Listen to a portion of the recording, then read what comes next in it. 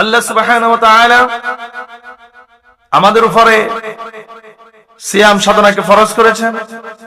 এজন্য আল্লাহ তাআলা ঈমানদারদেরকে রেখে বলছেন, ইয়া আইয়ুহাল্লাযীনা আমানু কুতিবা আলাইকুমুস সিয়াম কামা কুতিবা আলাল্লাযীনা মিন ক্বাবলিকুম লাআল্লাকুম তাত্তাকুন।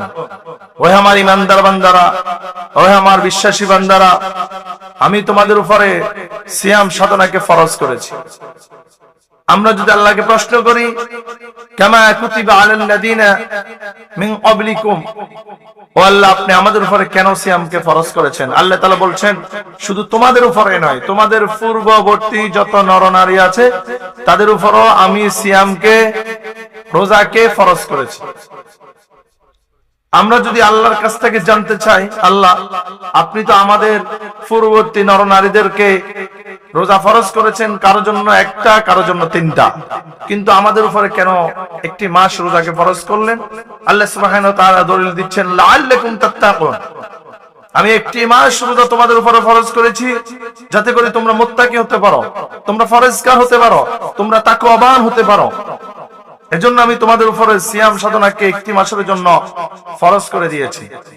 ফের হাজিরিন, আসুন আমরা একটি মাস যদি আমরা রোজা রাখি, একটি মাস রোজা রাখার কারণে বাকি যে 11 মাস আমরা গুনাহ করেছি, জুলুম করেছি, অত্যাচার করেছি, কত ওয়াক্ত নামাজ ছেড়ে দিয়েছি আমাদের হিসাব নাই, কত মিথ্যা কথা বলেছি, কত গীবত করেছি, মা বাবার কথা অমান্য করেছি, আমাদের কোনো হিসাব নাই।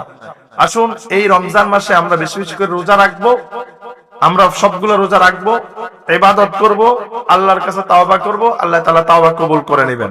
সমাজের মধ্যে দেখা যায় যে রমজান মাসে অনেকেই যারা রোজা রাখে না, অর্থাৎ যাদের অন্তরের মধ্যে আল্লাহর ভয় নাই তারাই রোজা রাখে না, যাদের অন্তরে আল্লাহর ভয় আছে তারাই মূলত রোজা রাখে। এখানে রোজা রাখা আর না রাখার ব্যাপারে মূল টার্নিং পয়েন্ট হচ্ছে আল্লাহর ভয়। যার অন্তরে আল্লাহর ভয় আছে সেই রোজা রাখে, যার অন্তরে আল্লাহর ভয় নাই সে রোজা রাখে না। যারা রোজা রাখে না তারা যখন দিনের বেলা কিছু খেতে যায়, যখন কোনো মানুষকে দেখে তখন তারা মুখটাকে মুছে নেয়, অর্থাৎ খাবারটাকে গুছিয়ে নেয়। এজন্য আল্লাহ তাআলা বলছেন, ফালা তাখশাউন নাসা ওয়াখশাউনি, তোমরা মানুষকে ভয় করবে না, তোমরা ভয় করবে একমাত্র আমি আল্লাহকে। তার মানে আমরা আল্লাহকে ভয় করে রোজা রাখতে হবে, আমরা মানুষকে ভয় করব না। আসুন আমরা এই 30টা রোজা সারা মাস রোজা রেখে যেন বেশি বেশি করে ইবাদত বন্দেগী করতে পারি, আল্লাহ তাআলার গোলাম হতে পারি, পছন্দের বান্দা হতে পারি।